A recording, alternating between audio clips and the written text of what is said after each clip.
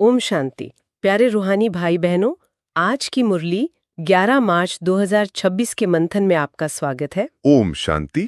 ईश्वरी परिवार के सभी प्यारे भाई बहनों को बहुत बहुत रूहानी प्यार। आज का ये समय ना सच में बहुत ही विशेष है।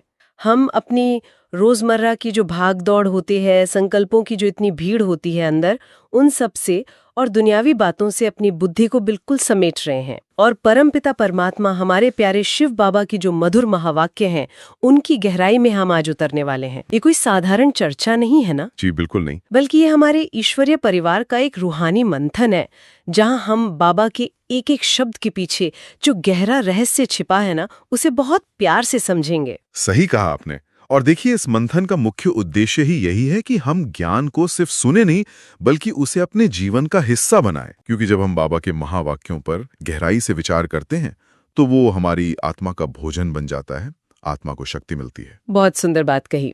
तो आइए अपने मन को पूरी तरह से शांत कर ले, अपनी बुद्धि को बिल्कुल एकाग्र करें और शिव बाबा की प्यारी सी याद के साथ आज के इस रूहानी सफर की शुरुआत करते हैं। मीठे बच्चे, याद की यात्रा में रेस करो तो पुण्य आत्मा बन जाएंगे, स्वर्ग की बादशाही मिल जाएगी। वाह। पर मेरा ध्यान ना इस रेस शब्द पर जा रहा है। जब हम दुनिया में रेस या दौड़ शब्द सुनते हैं तो मन में एक थकावट सी आ जाती है। एक प्रतियोगिता का भाव आ जाता है। बिल्कुल, एक तनाव सा महसूस होता है कि मुझे आगे निकलना है। तो बाबा यहाँ किस रेस की बात कर रहे हैं? मतलब ये जो रूहानी रेस है, ये दुनियावी दौड़ से कैसे अलग है? ये बहुत ही सुंदर और गहरा प्रश्न है आपका। देखिए, दुनिया की जो रेस है ना, वो शरीर की है, वो धन की है, पद और प्रतिष्ठा की है जी। जिसमें आगे निकलने की होड़ में इंसान अक्सर दूसरों को पीछे धकेलता है। वहां ईर्ष्या है, तनाव है। लेकिन शिव बाबा जिस रूहानी रेस की बात कर रहे हैं, वो किसी और से नहीं है। ये रेस तो अपने ही पुराने संस्कारों से है। ये शरीर की नहीं, बल्कि बुद्धि की दौड़ है। हमारी आत्मा पर जन्म जन्मांतर के जो पापों का, जो हमारी कमजोरियों का बोझ चढ़ा हुआ है ना, उसे भस्म करने की रेस है। यानी खुद को हल्का करने की रेस। बिल्कुल। इस याद की यात्रा में हम जितना शिव बाबा से बुद्धि का योग लगाते हैं, उतना ही हम पाप आत्मा से पुण्य आत्मा बनते जाते हैं। मतलब एक अत्यंत पवित्र और शांत आत्मा बनते जाते हैं। तो इसका मतलब ये हुआ कि ये रेस बाहर की दुनिया में भागने की है ही नहीं। बिल्कुल नहीं। ये तो अंदर की ओर मुड़ने की यात्रा है। और सबसे अच्छी बात यह है कि इसमें हर कोई शामिल हो सकता है, चाहे शरीर से कोई कितना भी बीमार क्यों ना हो या कोई बुजुर्ग ही क्यों ना हो, क्योंकि दौड़ना तो बुद्धि को है ना। और इसी आंतरिक यात्रा से जुड़ा हुआ आज का प्रश्नोत्तर भी है, जो बहुत गहराई वाला है। आज का प्रश्न तो बहुत ही मार्मिक है। बाबा से पूछा गया कि ब्राह्मण जीवन में, यानी इस रूहानी रास्ते पर चलते हुए भी अगर अतीन्द्रिय सुख का अनुभव नहीं होता है तो क्या समझना चाहिए? अतीन्द्रिय सुख यानी वो सुख जो इंद्रियों से परे है। बिल्कुल। हम ज्ञान में हैं, खुद को गोप गोपियां भी समझते हैं, फिर भी कई बार वो गहरा आनंद, वो रूहानी नशा महसूस क्यों नहीं होता? देखिए, ये हम में से बहुत सी आत्माओं का कभी ना कभी अनुभव होता ही है। और बाबा ने इसका बहुत ही स्पष्ट और गहरा कारण बताया है आज। बाबा कहते हैं कि अगर वो अतीन्द्रिय सुख महसूस नहीं हो रहा है ना, तो इसका सीधा अर्थ है कि अंदर ही अंदर कोई सूक्ष्म देह अभिमान छिपा हुआ है, और उस अभिमान के वश होकर कोई ना कोई भूल या कोई पाप हो रहा है आत्मा से। देह अभिमान यानी खुद को शरीर समझना, या फिर अपनी किसी विशेषता का, पद का या पोजीशन का अहंकार होना। और ये अहंकार कई बार इतना बारीक होता है कि हमें खुद भी पता नहीं चलता। बिल्कुल। और जब ये सूक्ष्म अहंकार होता है, तो आत्मा बाप से यानी शिव बाबा से सच्चा कनेक्शन नहीं जोड़ पाती, तार जुड़ती ही नहीं है। वो अतीन्द्रिय सुख केवल तब मिलता है जब आत्मा पूरी तरह से हल्की हो और बिल्कुल सच्ची हो। ये तो बहुत ही सूक्ष्म चेकिंग की बात हो गई। हमें रोज अपनी चेकिंग करनी होगी, और अगर हमें अपनी कोई भूल नजर आती है तो बाबा कहते हैं कि उसे अपने रूहानी सर्जन यानी शिव बाबा के सामने पूरी सच्चाई से रख देना चाहिए। लेकिन अक्सर हम देखते हैं कि ऐसा होता है कि हम अपनी गलतियों को छुपाने की कोशिश करते हैं। ऐसा क्यों होता है और इसका हमारी आत्मा पर क्या असर पड़ता है? देखिए, हम अक्सर शर्म के कारण या इस डर से अपनी बातें छुपाते हैं कि बाबा क्या सोचेंगे, या फिर आसपास वाले, परिवार वाले क्या कहेंगे। जी, एक संकोच आ जाता है अंदर। लेकिन हम ये भूल जाते हैं कि शिव बाबा हमारे सिर्फ पिता नहीं है, वो हमारे रूहानी सर्जन भी हैं। अब सोचिए, जैसे एक मरीज है, अगर वो डॉक्टर से अपनी असली बीमारी ही छिपा ले, तो डॉक्टर उसका सही इलाज कैसे करेगा? वो तो गलत दवा दे देगा या बीमारी अंदर ही अंदर बढ़ती जाएगी। यही बात बाबा कहते हैं। बाबा कहते हैं कि अगर हम भूल करके उसे छुपाते हैं, तो वो पाप 100 गुना हो जाता है। बाप रे, 100 गुना? जी हाँ, क्योंकि एक तो आपने भूल की, और दूसरा आपने भगवान से झूठ बोला। इससे आत्मा बहुत भारी हो जाती है, और फिर जो खुशी है ना, वो बिल्कुल गायब हो जाती है। तभी वो अतीन्द्रिय सुख महसूस नहीं होता, क्योंकि अंदर एक बोझ रखा हुआ है। सही कहा।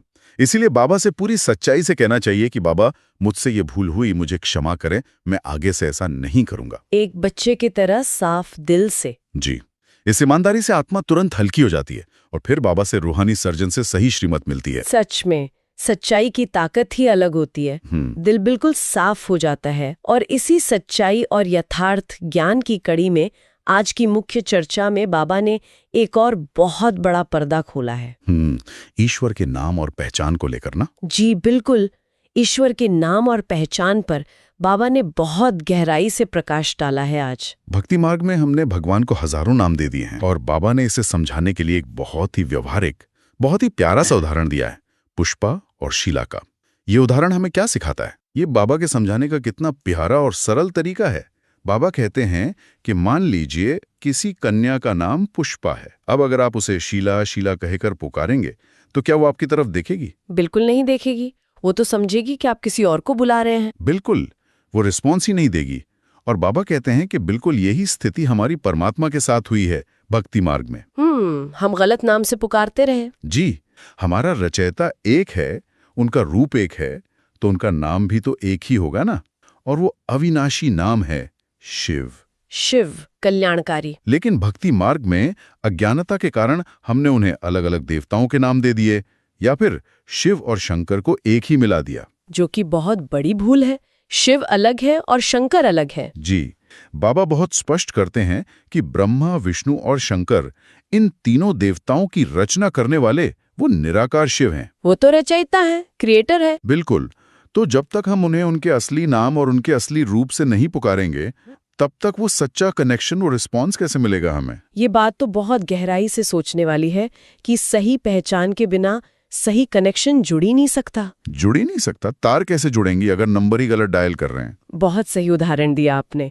और सिर्फ नाम ही नहीं, बाबा ने आज आत्मा और परमात्मा के रूप को, यानी उनके स्वरूप को भी बहुत स्पष्ट किया है। जी, उनके आकार को लेके। हाँ, क्योंकि भक्ति मार्ग में कई लोग ऐसा मानते हैं, शास्त्रों में भी आता है कि आत्मा अंगूठे के आकार की है। हम अंगुष्ठ मात्र कहते हैं। जी, अंगुष्ठ मात्र।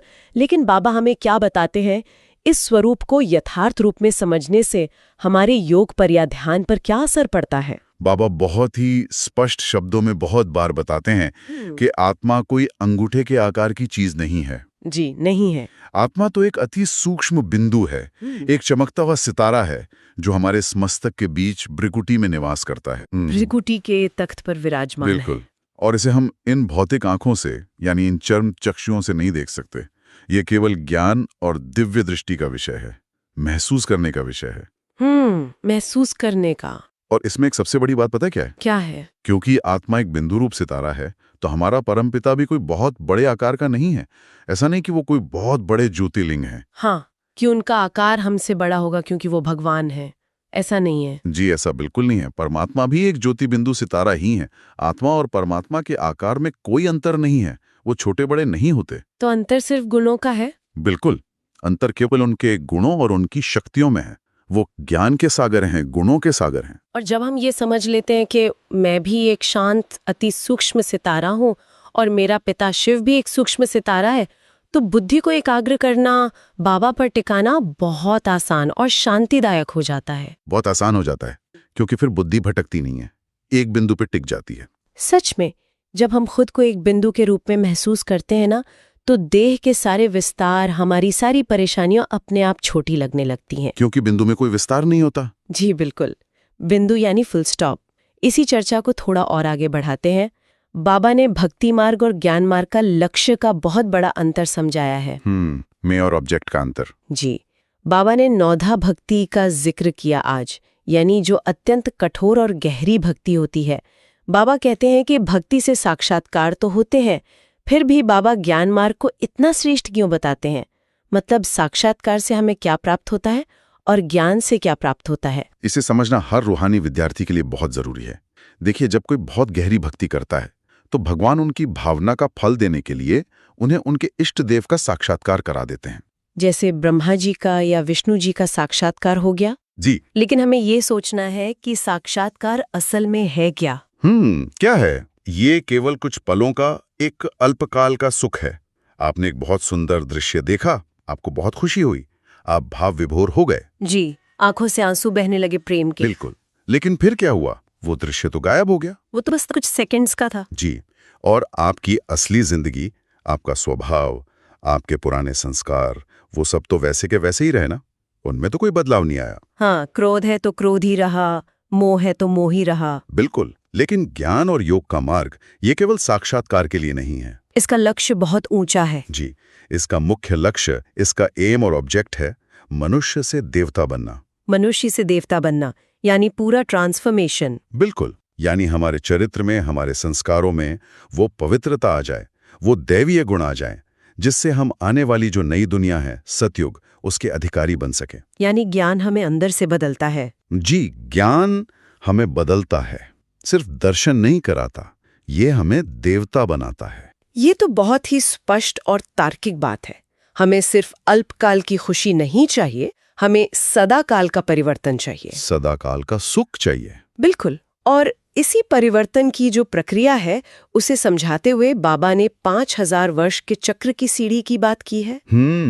84 जन्मों की सीढ़ी। जी, बाबा कहते हैं कि हमें सतोप्रधान अवस्था से, यानी जो पूर्ण रूप से पवित्र और शुद्ध अवस्था थी सतयुग में, वहां से तमोप्रधान, यानी पूरी तरह से अशुद्ध अवस्था तक नीचे उतरने में पूरा एक कल्प लग गया। जी, 5000 वर्ष लग गए। लेकिन अब वापस ऊपर जाने के लिए बाबा जंप की बात करते हैं। ये 1 सेकंड का जंप कैसे संभव है? उतरने में 5000 साल और चढ़ने में 1 सेकंड? यही तो शिव बाबा का कमाल है, और यही ज्ञान की शक्ति है। कैसे? थोड़ा गहराई से समझाएं इसे। देखिए, उतरने में हम जन्म दर जन्म धीरे धीरे सीढ़ी उतरते गए, कर्मों का हिसाब बनता गया। लेकिन अब हमें वापस चढ़ने के लिए 5000 साल नहीं चाहिए। वो तो हमारे पास है भी नहीं अब। बिल्कुल नहीं है। बाबा कहते हैं कि ये जो जंप है ना, जी, ये शरीर का नहीं, बुद्धि का जंप है। बुद्धि का जंप है। जी, जब हम देह और देह के सभी नाशवान संबंधों से अपनी बुद्धि का लगाव पूरी तरह से हटा लेते हैं, डिटैच हो जाते हैं, और एक बाप को पूरी सच्चाई और लगन से याद करते हैं, जिसे बाबा कहते हैं माँ में कम याद करो, सिर्फ एक मुझे याद करो। जी। तो जब ये एकाग्रता होती है तो आत्मा तुरंत तमोप्रधान से स्वतोप्रधान अवस्था की ओर छलांग लगा देती है। वाह! ये असल में 1 सेकंड का निश्चय है। ये निश्चय कि मैं एक पवित्र आत्मा हूं और सर्वशक्तिवान शिव बाबा मेरा है, मेरा बाबा। बस जैसे ही ये निश्चय पक्का होता है, आत्मा एकदम हल्की होकर जंप लगा देती है। ये तो बहुत ही वंडरफुल बात है। लेकिन एक बात और है, ये जंप लगाना इतना आसान भी तो नहीं होता ना? आसान क्यों नहीं होगा? क्योंकि माया है ना, हमारी पुरानी आदतें, दुनियावी आकर्षण, वो हमें वापस नीचे खींचते हैं। बाबा ने खुद कहा कि अच्छे अच्छे महारथियों को भी माया छोड़ती नहीं है। जी, माया तो बहुत सूक्ष्म है, वो तो अंत तक कोशिश करेगी। ऐसे में बाबा ने बंबई के एक डॉक्टर का, निर्मला डॉक्टर का बहुत ही सुंदर उदाहरण दिया है मुरली में। ये उदाहरण हमें माया से बचने के लिए क्या सिखाता है? निर्मला डॉक्टर बच्ची का जो उदाहरण है, वो शिव बाबा को बहुत ही प्रिय था। जी, बाबा बहुत बार याद करते हैं उन्हें, क्योंकि वो बच्ची सफाई और सच्चाई का प्रतीक थी।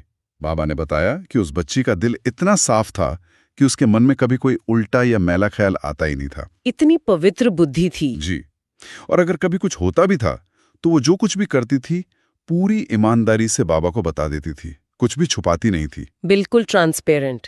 बाबा कहते हैं कि भगवान को ऐसे ही साफ दिल वाले बच्चे पसंद है। सच्चे दिल पर साहेब राजी। बिल्कुल। जो बच्चे सच्चे हैं वे ही बाबा के दिल तख्त पर, यानी उनके हृदय रूपी सिंहासन पर बैठते हैं। और माया पता है किस पर वार करती है? किस पर? माया उसी पर वार करती है जिसके अंदर कुछ छिपाने की आदत होती है, जिसके अंदर कपट होता है।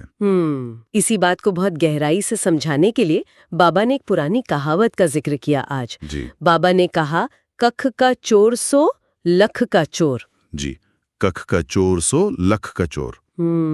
बहुत गहरी कहावत है ये। कख मतलब एक छोटा सा तिनका। अगर हम छोटी सी बात भी अपने रूहानी सर्जन से छिपाते हैं तो क्या होता है? तो वो हमारी आदत बन जाती है। आदत बन जाती है झूठ बोलने की। जी।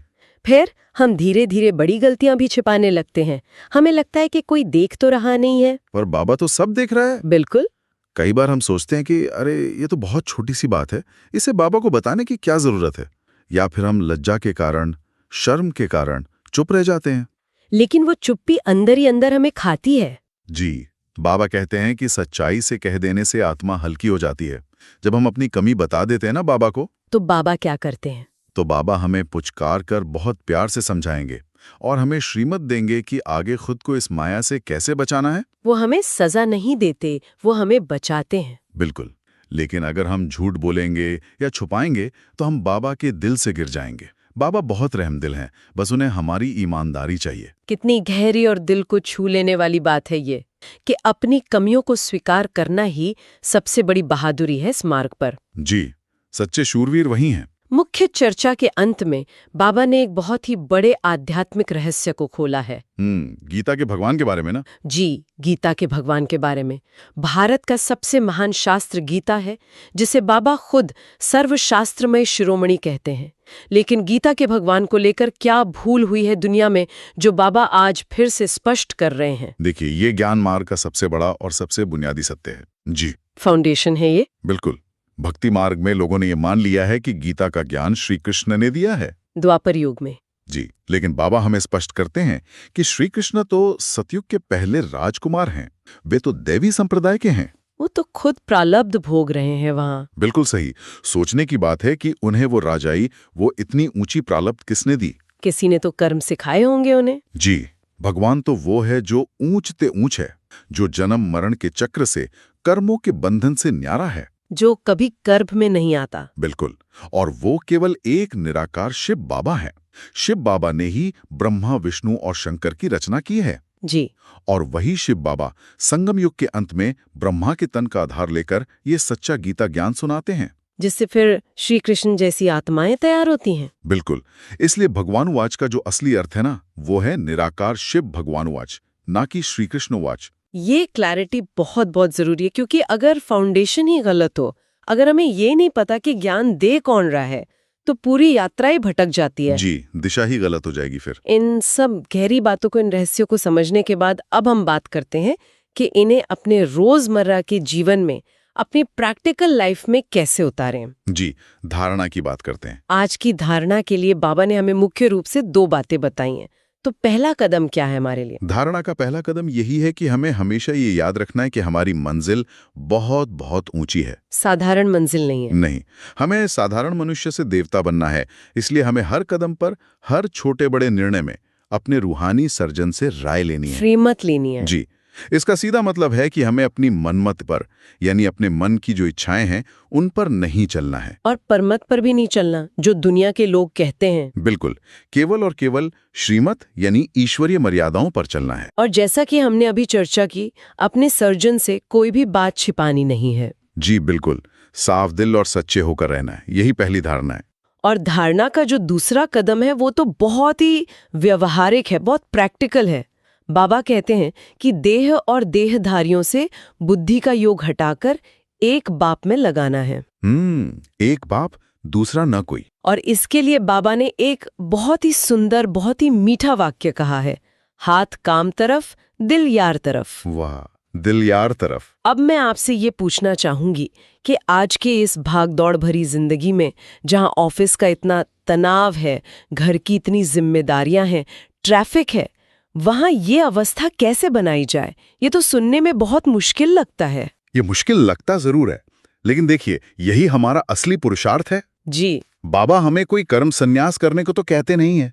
वो ये नहीं कहते कि सब छोड़ के जंगल में जाके बैठ जाओ। नहीं, वो तो राजयोग सिखाते हैं, कर्म योग सिखाते हैं। बिल्कुल। हमें अपने परिवार, ऑफिस, सब कुछ संभालना है, लेकिन कैसे संभालना है? ऐसे? ये ट्रस्टी बनकर। ट्रस्टी। जी। जब हम ऑफिस में काम कर रहे हैं तो हमारे हाथ अपना काम कर रहे हैं, बुद्धि निर्णय भी ले रही है फाइल्स पर, लेकिन अंदर दिल में ये स्मृति रहे कि मैं एक शांत आत्मा हूँ। मैं आत्मा ये कर्म कर रही हूँ। और ये सब कुछ जो मैं कर रहा हूँ, ये मेरा नहीं, मेरे शिव बाबा का है। मैं तो सिर्फ एक निमित्त मात्र हूँ, एक सेवाधारी हूँ। यानी कर्तापन का जो अहंकार है वो खत्म हो जाए। बिल्कुल। जब ये भाव होता है ना, तो कर्म का जो बोझ है, जो तनाव है, वो महसूस ही नहीं होता। क्योंकि बोझ तो मालिक को होता है, ट्रस्टी को थोड़ी होता है। सही कहा। यही हाथ काम तरफ, दिल यार तरफ की सच्ची कर्मयोगी अवस्था है। और इसी से हमें उस अतीन्द्रिय सुख का अनुभव होता है जिसकी हमने शुरुआत में बात की थी। जी बिल्कुल। ये ट्रस्टीपन की भावना सचमुच सारे तनाव को खत्म कर सकती है और इसी कर्मयोगी अवस्था को निरंतर बनाए रखने के लिए ही शिव बाबा हमें रोज एक वरदान देते हैं। जी, रोज एक नई संजीवनी बूटी मिलती है। बाबा का मीठा वरदान है, सदा एक रस संपन्न मूड में रहने वाले पुरुषार्थी सो प्रालब्धि स्वरूप भव। वाह, एक रस संपन्न मूड। इस वरदान में बाबा ने पुरुषार्थी और प्रालब्धि इन दो शब्दों का प्रयोग किया है। अक्सर हम ब्राह्मण बच्चे ना संगम युग को सिर्फ मेहनत और पुरुषार्थ का समय मान लेते हैं कि बस अभी तो तपस्या करनी है। हम सोचते हैं प्राप्ति तो सतयुग में होगी। जी, तो फिर ये प्रालब्धि स्वरूप क्या है? बाबा अभी प्रालब्धि स्वरूप क्यों कह रहे हैं? ये बहुत ही ध्यान देने योग्य बात है। देखिए, पुरुषार्थ का अर्थ तो हम सब जानते हैं, ईश्वरीय मार्ग पर चलने की मेहनत। जी, योग करना, धारणाएं करना। लेकिन कई बार हम इस मेहनत में, इस पुरुषार्थ में इतना उलझ जाते हैं कि हमारा मूड बहुत जल्दी जल्दी बदलने लगता है। हाँ, कभी हम बहुत खुश होते हैं कि आज बहुत अच्छा योग लगा, और कभी कोई बात आ गई, कोई परिस्थिति आ गई, तो हम एकदम आश्चर्य के मूड में चले जाते हैं कि अरे ये क्या हो गया, ये कैसे हो गया। कभी कंफ्यूजन में आ जाते हैं तो कभी टेंशन का झूला झूलने लगते हैं। बिल्कुल। तो बाबा हमें याद दिला रहे हैं कि ये संगम युग केवल मेहनत करने का युग नहीं है, ये प्राप्ति का यानी प्रालब्ध का युग भी है। जो हमें भगवान से मिल रहा है उसे अभी अनुभव करना है। यानी हमें भविष्य के सतयुग का इंतजार नहीं करना अपनी खुशियों के लिए, बल्कि अभी इसी समय उन ईश्वरीय प्राप्तियों का अनुभव करना है। बिल्कुल, 100%। बाबा के जो गुण हैं, शांति, प्रेम, आनंद, वही हम बच्चों की भी स्टेज होनी चाहिए। बाप समान स्टेज। जी, जब हम इन बदलते हुए मूड से और ये जो हमारे अंदर क्यों, क्या, कैसे के क्वेश्चन मार्क्स चलते रहते हैं ना, इनसे बाहर निकलकर हर परिस्थिति में बिल्कुल स्थिर और शांत रहते हैं। कुछ भी हो जाए, मन शांत रहे। इसी को बाबा एक रस अवस्था कहते हैं। एक रस यानी एक जैसा रस। और जब हम इस एक रस संपन्न अवस्था में टिकते हैं, तब हम बाप समान बनते हैं। और इसी को प्रालब्धि स्वरूप कहा जाता है। जी, जहाँ कोई कमी नहीं है, कोई मेहनत नहीं लग रही, बस भरपूरता का अनुभव है। वाह, हर बदलते दृश्य में एक रस और भरपूर रहना, कितनी ऊंची अवस्था है ये। जी, और इस अवस्था को हम पा सकते हैं। और इस एक रस अवस्था को बनाए रखने के लिए आज का स्लोगन हमें बहुत बड़ी शक्ति देता है। आज का स्लोगन तो जैसे एक ढाल है हमारे लिए। जी, आज का स्लोगन है, बाप दादा के हाथ में बुद्धि रूपी हाथ हो तो परीक्षा रूपी सागर में हिलेंगे नहीं। परीक्षा रूपी सागर? दुनिया में हम देखते हैं कि कदम कदम पर परीक्षाएं हैं, जैसे कोई गहरा सागर हो जहां हर रोज नई लहरें उठती ही रहती हैं। ऐसे में हम अडोल कैसे रहें, बिना हिले कैसे पार करें? देखिए, अडोल रहने का एक ही तरीका है और वो बहुत सरल है। क्या है वो तरीका? अपना हाथ बाबा के हाथ में दे देना। लेकिन यहाँ ये समझना जरूरी है कि ये हाथ कोई शरीर का हाथ नहीं है, ये हमारी बुद्धि का हाथ है। बुद्धि का हाथ बाबा को दे देना, इसका प्रैक्टिकल मतलब क्या है? इसका मतलब है कि जब भी जीवन में कोई परीक्षा आए, कोई मुश्किल परिस्थिति सामने आकर खड़ी हो जाए, तो तुरंत अपनी बुद्धि ना दौड़ाकर, अपने विचार ना चलाकर ये सोचना कि मेरा बाबा मेरे साथ है। जी। और इस परिस्थिति में उसकी श्रीमत क्या कहती है, बाबा मुझे क्या करने को कहता है। यानी अपने मनमत को बीच में नहीं लाना है। बिल्कुल नहीं। जब हमारी बुद्धि रूपी हाथ उस सर्वशक्तिवान के हाथ में होगा ना, तो चाहे इस दुनिया के सागर में कितनी भी तूफानी लहरें क्यों ना आए, हम कभी घबराएंगे नहीं। हम बिल्कुल सुरक्षित महसूस करेंगे। जी, हम कभी हिलेंगे नहीं, क्योंकि हमें पता है कि जिसने हमारा हाथ पकड़ा है वो खेवैया है, वो हमें पार ले ही जाएगा। बिल्कुल सही कहा आपने। और इन परीक्षाओं में अडोल रहने का, श्रीमत पर हर कदम चलने का एक बहुत ही जीता जागता और प्रत्यक्ष उदाहरण आज हमारे सामने है। जी बिल्कुल है। प्यारे ईश्वरी परिवार, आज का दिन हमारे लिए बहुत विशेष है, क्योंकि आज बाप दादा के नैनों की नूर हम सब की अति प्रिय मीठी दादी गुलजार जी का पुण्य स्मृति दिवस है। जी हाँ, दादी गुलजार जी, जिनका पूरा जीवन ही तपस्या और शिव बाबा के प्यार की एक मिसाल है, एक जीती जागती मिसाल। उन्होंने हमेशा अपनी बुद्धि का हाथ बाबा के हाथ में रखा और कितनी भी बड़ी जिम्मेदारियां आईं, कितनी भी परिस्थितियां आईं, वे हर परिस्थिति में मुस्कुराते हुए पार हुईं। आज का यह दिन उन्हें याद करने का और उनके जीवन से प्रेरणा लेने का दिन है। बिल्कुल। और आज के जो अव्यक्त इशारे हैं, वे भी हमें हमारी प्यारी दादी जी के ही जीवन की याद दिलाते हैं। अव्यक्त इशारे में बाप दादा ने आज कहा है, निश्चय के फाउंडेशन को मजबूत कर सदा निर्भय और निश्चिंत रहो। दादी जी का जीवन इसी निश्चय और निश्चिंत अवस्था का एक बहुत सुंदर दर्पण था। जी। बाबा कहते हैं कि जो आत्मा बाबा पर पूरा निश्चय रखती है उसकी निशानी क्या होगी? उसकी निशानी ये है कि वो हर सेकंड, हर संकल्प में श्रीमत पर एक्यूरेट चलेगी। कुछ भी अपनी मर्जी से नहीं करेगी। जी। और बाबा ने एक बहुत सुंदर शब्द इस्तेमाल किया है आज अव्यक्त इशारे में, हैमर, यानी हथौड़ा। हथौड़ा, ये तो थोड़ा सख्त शब्द लगता है। बाबा ने इसका प्रयोग क्यों किया? देखिए, जैसे एक मूर्तिकार होता है ना, वो एक साधारण पत्थर पर हथौड़े की चोट मार मार कर उसे तराश कर एक सुंदर मूर्ति में बदल देता है। जो फालतू पत्थर होता है उसे निकाल देता है। बिल्कुल। वैसे ही बाबा की श्रीमत हमारे लिए एक हैमर का काम करती है। जब हम उस हैमर को खुशी खुशी खाते हैं, यानी बाबा की शिक्षाओं और सुधार को अपनाते हैं, तो हम एक एक्यूरेट मूर्ति बनते हैं, पूजनीय मूर्ति बनते हैं। और बाबा ने कितने मीठेपन से कहा कि आप लोग तो हैमर खाने के अनुभवी हो गए हो। नथिंग न्यू, ये तो खेल लगता है ना? जी, खेल लगता है। यानी जब भगवान हमारी कमियों को दूर करने के लिए हमें कोई शिक्षा देते हैं, कोई करेक्शन करते हैं, तो उसे हमें कोई सजा नहीं समझना चाहिए। बिल्कुल नहीं, वो तो मूर्तिकार का प्यार है। जो आत्मा इस श्रीमत के हैमर को खुशी खुशी स्वीकार करती है, वही दादी जी की तरह एक हीरो एक्टर बनती है। बिल्कुल सही कहा। हीरो एक्टर वो है जो हर परिस्थिति में अपना एक्यूरेट पार्ट बजाए, जो कभी घबराए नहीं, जो सदा निश्चय बुद्धि रहे। और दादी जी ने अपना पूरा जीवन इसी तरह एक्यूरेट पार्ट बजाते हुए बिताया। वे सदा मुस्कुराती रहीं, सबको दुआएं दी और सबकी दुआएं लीं। जी, आज उनके इस पुण्य स्मृति दिवस पर हमारी सच्ची श्रद्धांजलि यही होगी कि हम भी उनकी तरह श्रीमत के हर इशारे को खुशी से अपने जीवन में उतारें और एक हीरो एक्टर बने। कितनी पावन और प्रेरणादायक जीवन कहानी है दादी जी की। सच में बहुत प्रेरणा मिलती है। चलिए, अब समय है आज के इस पूरे रूहानी मंथन को, बाबा के इन गहरे महावाक्यों को, वरदान को और दादी जी की इन प्रेरणाओं को अपने अंदर गहराई से उतारने का।